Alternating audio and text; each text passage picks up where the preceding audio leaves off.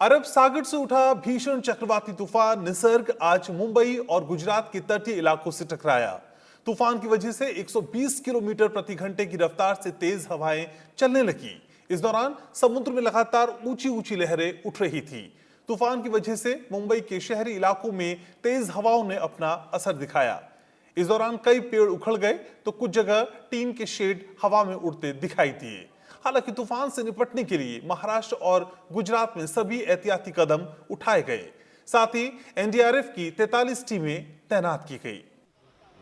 6 feet समुद्र में उड़ती ये ऊंची ऊंची लहरें, 120 किलोमीटर प्रति घंटे की रफ्तार से चलने वाली ये तूफानी हवाएं और तेज बारिश इस बात की तस्दीक कर रही है कि भीषण चक्रवाती तूफान महाराष्ट्र के तटीय इलाकों से टकरा चुका है।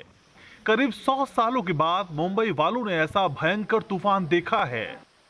मुंबई से 150 किलोमीटर दक्षिण पश्चिम और अलीबाग से 95 किलोमीटर दक्षिण पश्चिम में अरब सागर में केंद्रित चक्रवाती तूफान निसर्ग आज दोपहर करीब 1:15 पर महाराष्ट्र में अलीबाग में दिव्यागार के पास समुद्र तट से टकराया। जब ये तूफान तट से टकराया उस वक्त 120 किलोमीटर प्रति घंटे की रफ्तार से हवाएं चल रही थी। चक्रवात निसर्ग अलीबाग के पास तट से टकराने के बाद आगे बढ़ गया। इस तूफान की वजह से महाराष्ट्र के रायगढ़, पालघर, ठाणे, मुंबई शहर और उपनगर नवी मुंबई, सिंधुदुर्ग, रत्नागिरी और सतारा जिलों में बारिश जारी है। तूफान से बचाव के लिए महाराष्ट्र के तटवर्ती इलाकों से करीब 1 लाख लोगों को सुरक्षित जगहों पर पहुंचाया गया है। महाराष्ट्र में तूफान से बचाव के लिए एनडीआरएफ की 21 टीमें तैनात हैं।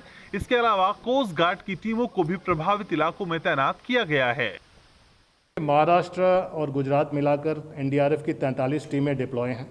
43 में 21 टीमें महाराष्ट्र में हैं और 16 टीमें गुजरात में हैं। ये सभी टीमें ग्राउंड पर अभी हैं और मिनट टू मिनट खबर दे रही हैं।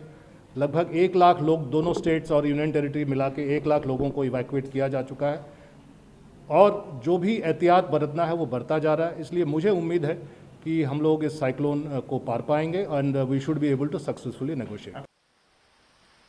तूफान निसर्ग से होने वाले किसी भी हादसे से निपटने के लिए छत्रपति शिवाजी महाराज अंतर्राष्ट्रीय हवाई अड्डे पर व्यापक इंतजाम किए गए हैं।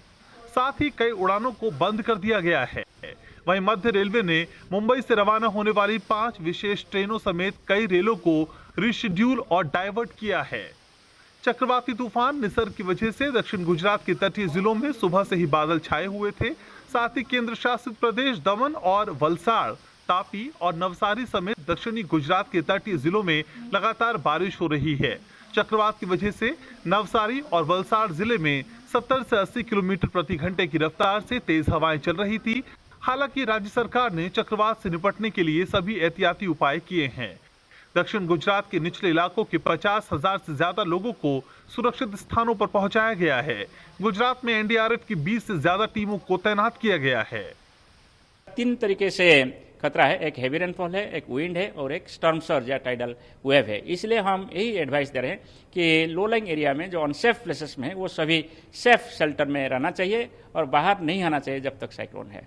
ये लैंडफॉल होने के बाद लगभग 6 घंटा तक इसका साइक्लोन इंटेंसिटी रहेगा, इसलिए मिडनाइट के बाद ये वीक हो जाएगा और नॉर्थ ईस्ट दिशा में जाकर ये डिप्रेशन में परिणत हो जाएगा। देश में पूर्व से पश्चिम तक मौसम अपना कठोर रूप दिखा रहा है। निसर्ग से पहले देश के पूर्वी तट पर आए अम्फान तूफान ने बंगाल और ओडिशा में भारी तबाही मचाई थी। एक पखवाड़े के अंदर देश में दूसरी बार समुद्री चक्रवाती तूफान आने की ये पहली घटना है। हालांकि सरकार, मौसम विभाग और राष्ट्रीय आपदा मोचन बल की मुस्तैदी की वजह से इन तूफानों से होने वाले नुकसान को काफी कम किया जा सका। Bureau report, Rajya Sabha TV.